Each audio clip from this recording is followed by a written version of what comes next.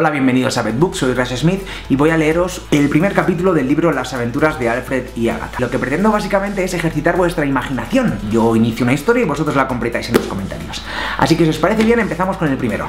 Alfred y Agatha en los 10 pájaros Elster. Capítulo 1. El barrio este. La hélice del avión giraba y giraba de forma que era casi imposible poder verla. A pesar de poseer unas aspas bastante minúsculas y de ser un modelo de fabricación tosca y algo desproporcionada, el juguete surcaba fugaz el encapotado cielo de la calle. Su vuelo era altivo.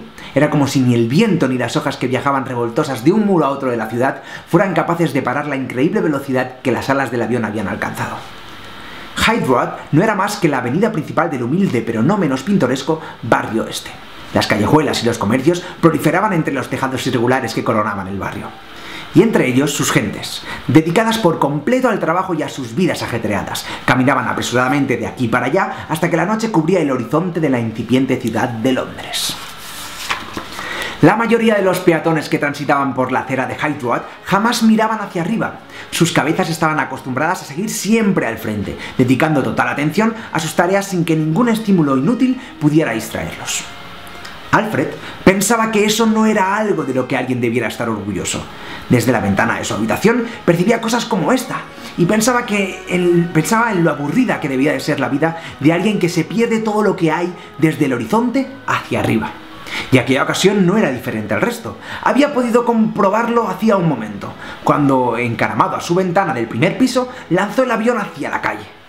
Este comenzó a planear sobre las cabezas de la gente y ni uno solo de aquellos seres se dio cuenta del revoloteo del intruso. Del mismo modo, tampoco nadie advertía jamás la constante presencia de Alfred a través del cristal de su ventana. Normalmente los otros niños decidían emplear su tiempo libre jugando al balón o liando alguna que otra travesura, pero él prefería dedicar las tardes a estar en casa y desarrollar sus dibujos e inventos, como la réplica del planeador Coanda 1910, que en esos momentos sobrevolaba los tejados de la calle. El avión continuaba su veloz trayecto solteando los toldos y los cables eléctricos, ajeno por completo a los pensamientos de su joven creador. De repente, el juguete comenzó a perder altura y un golpe de viento lo obligó a girar a la izquierda. Alfred contuvo la respiración y cuando se percató de que su avión había ido a parar bajo una de las lonas del empedrado, apretó sus párpados con fuerza. De pronto, un alarido encabritó el caballo de una de las carretas que atravesaban la calle. Era el señor Fisher.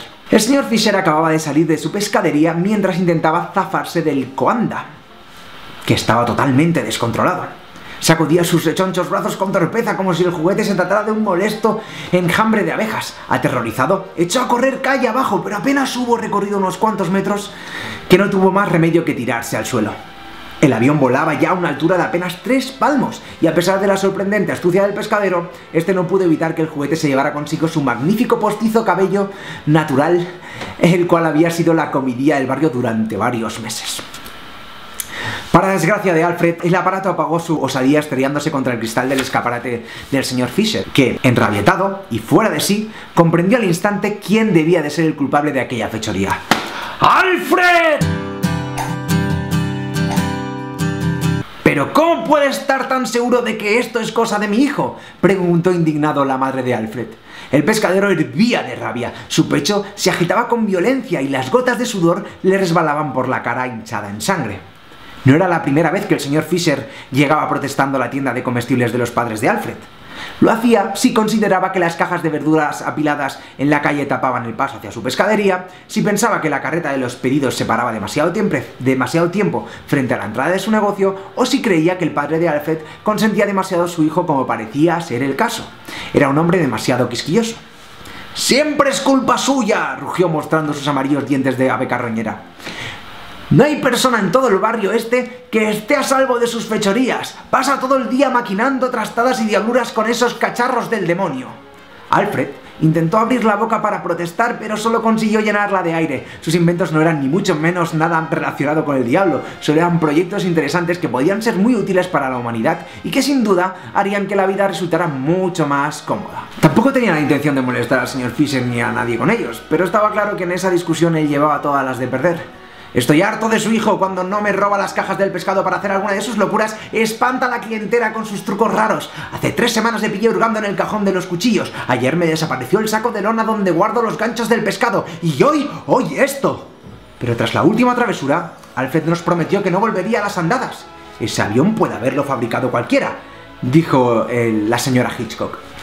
¿Ah, sí?, espetó el pescadero con su voz inquisidora. ¿Y qué me dice de esto? El hombre sacó del bolsillo un trozo de madera verde y lo empuñó con furia mostrándole a los señores Hitchcock. Abrió la mano y Alfred pudo distinguir el ala de su Coanda 1910 ya inservible. Más o menos en el centro del trozo de madera y escritas con un dudoso buen pulso podían leerse las letras A y H. Alfred recordó cuánto le había costado recrear los planos del avión y el tiempo que había tardado en reunir todos los materiales para hacerlo volar. Se sentía orgulloso de haber podido construir la réplica del Coanda, una auténtica revolución de la ciencia, sobre todo con lo poco que pudo tener a su alcance. Por eso había decidido culminar su gran obra grabando sus iniciales en el ala. Ahora aquello no iba a servir más que para inculparle, y tanto trabajo solo iba a conseguir meterle en más problemas. El señor Hitchcock tragó saliva y tomó el fragmento de madera verde entre sus manos. A medida que sus ojos escudriñaban el pequeño trozo del ala, estos se volvían más y más temerosos tras los cristales de sus anteojos. Finalmente, y tras un largo silencio, levantó la mirada y volvió a posar el pedazo del avión sobre la superficie del mostrador. «Le aseguro que mi hijo no volverá a causarle más molestias, señor Fisher», sentenció mirando al indignado pescadero. «Puede estar usted seguro». El padre de Alfred no parecía tan irritado cuando 10 minutos antes se había despedido del señor Fisher frente a la entrada de su tienda. Ahora parecía como si todo el enfado le hubiera llegado de repente y lo pagara con la solapa el uniforme del colegio de Alfred, que medio en volandas y aterrado se preguntaba hacia dónde irían con tanta prisa. El señor Hitchcock esquivaba con paso firme la multitud que caminaba a lo largo de Hyde Road, mientras arrastraba a su hijo tras de sí, que bastante tenía con ocuparse de no caerse al suelo mientras se escurría entre los viandantes que su padre iba dejando atrás. «¡Se acabaron tus historias!, ¿me entiendes?», gritaba el señor Hitchcock con su voz ruda y agitada. «No quiero volver a verte enfangado en tus tonterías, ni revolviendo por la casa, ni molestando al vecindario». Alfred no se atrevía a mediar palabra. Era como si su padre se hubiera transformado de repente en el pescadero, y a juzgar por la congestión de su rostro no estaba la cosa para estupideces. ¿No entiendes que tu madre y yo trabajamos muy duro cada día como para que vengas tú y lo estropees todo? El señor Hitchcock continuaba vociferando. ¿Tienes la cabeza llena de pájaros? Y si no eres capaz de comportarte como corresponde, tendré que asegurarme de que lo aprendas de una vez por todas. ¿Qué significaba eso? ¿Hacia dónde se dirigían? Las palabras resonaban a sentencia de muerte y Alfred las sintió en el estómago como punzadas heladas sucediéndose una tras otra. En estos momentos hubiera deseado desaparecer, no existir, haber inventado algún artilugio que lo hiciera evaporarse de repente. Pero parecía que la tragedia se palpaba cada vez más, a medida que avanzaban calle abajo, dejando atrás el barrio, su casa y la tienda. El señor Hitchcock torció a la derecha y tras un par de callecitas de nuevo a la izquierda. Al fin, su destino apareció tras un carro de reparto que levantaba un polvo espantoso. No podía ser cierto, se encontraban ante la comisaría de policía. El edificio de fachada de piedra gris se levantaba imponente, mirándole de manera inquisitoria. Alfred siempre había tenido miedo a muchas cosas, que para el resto del mundo podían resultar normales y cotidianas. No soportaba las alturas, odiaba los huevos, y como no podía ser de otra forma, tenía un pánico atroz a los agentes de policía. Su padre lo sabía muy bien, y puede que por eso se encontraran delante de esa mole repleta de señores con uniforme azul oscuro. Pero antes de que el niño pudiera reaccionar, el señor Hitchcock lo agarró de la oreja y ambos se introdujeron por el hueco de la puerta giratoria. Las piernas de Alfred temblaban mientras esperaba que su padre terminara de explicarle el caso al comisario. Se encontraba al otro lado de la ventana que separaba el despacho del jefe del resto de la comisaría. El comisario Churchill escuchaba todo el asunto sentado en su silla de madera oscura. Era un hombre grueso y con cierta elegancia. Vestía un traje de lana gris, a juego con sus anteojos, y acariciaba las puntas de sus prominentes bigotes. Tras unos minutos el señor Hitchcock terminó su sesión incriminatoria y el comisario asintió un par de veces. Este se levantó, miró a través del cristal del despacho a los ojos de Alfred y esbozó una sonrisa maliciosa. ¿5 días? Gritó Alfred tras conocer su sentencia. Efectivamente, 5 días en el calabozo le harán darse cuenta de la diferencia entre libertad y libertinaje. Alfred se sentía el ser más significante de la faz de la tierra. Desde que entró en aquel horrible edificio había intentado por todos los medios no echarse a llorar, pero no podía aguantar más y las lágrimas comenzaron a humedecerle las pupilas. Miró a su padre, pero fue inútil. Este le ignoraba de un modo inflexible y él apenas podía mediar palabra. Entienda que soy el comisario de esta ciudad y que es mi deber aplicar la disciplina necesaria para que individuos como usted aprendan como es debido. Viendo la que se avecinaba, Alfred ardía en deseos de clamar por su inocencia. El problema es que nunca se había visto capaz de luchar contra los castigos injustos. Pero yo no he hecho nada, tan solo he construido un Canadá de 1910, el avión más impresionante de nuestro tiempo, y con tan mala pata que al volar acabó llevándose el peluquín del señor Fisher. Además de insurrecto, es usted un mentiroso, exclamó indignado el comisario. Esos cacharros son construidos por 4 locos que se hacen llamar científicos, y pretende usted hacerme creer que ha conseguido imitar sus extravagantes procedimientos. Tranquilo, señor Hitchcock, yo me preocuparé de que su hijo encuentre la humildad que necesita dentro de los muros de esta comisaría. ¡Celador! Un funcionario acudió de inmediato tras la orden del comisario. ¡Encierre a este pillastre en la celda más oscura de nuestro calabozo! Alfred se levantó completamente derrotado y echó a andar delante del celador.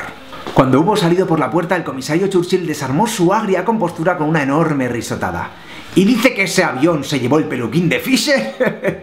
Así es, señor comisario. No sé qué hacer con este muchacho. Tengo miedo a que cualquier día todos estallemos por los aires. Siempre está haciendo experimentos raros con todo lo que encuentra por el barrio. De todas formas, no estoy muy convencido de que una noche en el calabozo sea un castigo adecuado. A lo mejor estoy siendo demasiado duro. ¿Ha dicho usted que en la celda más oscura?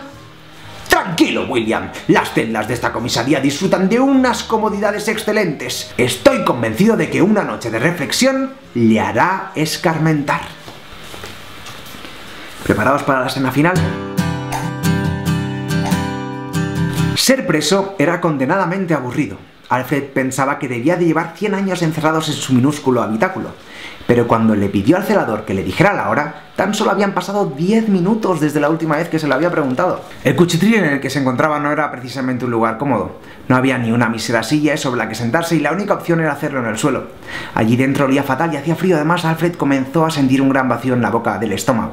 Al menos entre los largos barrotes de hierro se podía distinguir al carcelero que vigilaba las 4 celdas de los calabozos. Ay, tras otro par de minutos que parecían transcurrir como horas, la gran puerta de hierro se abrió de repente. Tras ella aparecieron 2 hombres vestidos de negro que avanzaron por el pasillo de las mazmorras. Nada más advertir su presencia, el carcelero se puso en pie de un salto y se personó delante de ellos dispuesto a seguir sus órdenes. Acto seguido, este les acompañó hacia la celda del fondo, la cual estaba pegada a la de Alfred, cuando de repente una voz deshilachada surgió tras los barrotes de al lado.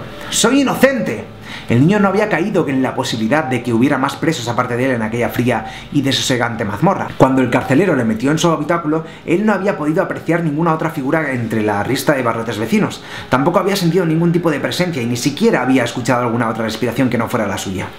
Pero de pronto cayó en la cuenta de que había estado todo ese tiempo al lado de un tipo que había llevado a cabo odiosas fechorías, y comenzó a tener otra vez miedo. El ruido del candado de al lado le devolvió de nuevo la realidad. El celador empujó la puerta de barrotes de la celda contigua y el capitán y su acompañante se lanzaron dentro. Alfred comenzó a oír los forcejeos de los recién llegados y del extraño que habitaba el calabozo vecino. Por mucho que te resistas, sabemos que fuiste tú, así que no inventes trucos. Ahora vas a venir con nosotros y nos dirás por fin la verdad. El supuesto rufián parecía resistirse a salir de la celda, pero finalmente cedió a las fuerzas de sus captores. Se quedó parado en medio del pasillo mientras que el capitán colocaba unas esposas sobre sus muñecas. Alfred se acercó a mirar a través de los barrotes. El preso era un individuo grande y vigoroso, aunque su aspecto era el de un ser derrotado. Las facciones de su tez oscura le hacían parecer mayor, pero sus grandes pupilas de color verde le delataban como un tipo amable y sin dobleces. No parecía ni mucho menos un bandido o un asesino. El hombre advirtió de repente la presencia de Alfred y le miró con sus enormes ojos. El chico retrocedió 2 pasos asustado. La mirada de aquel hombre era tan imponente que ahogaba el pequeño espacio que había entre los dos. De pronto, el desesperado preso se lanzó contra los barrotes del cuchitril de Alfred. ¡Por favor, ayúdame! ¡Tengo que salir de aquí! La angustia de aquel hombre imploraba una respuesta, cualquier sonido o movimiento que le indicara cierta compasión.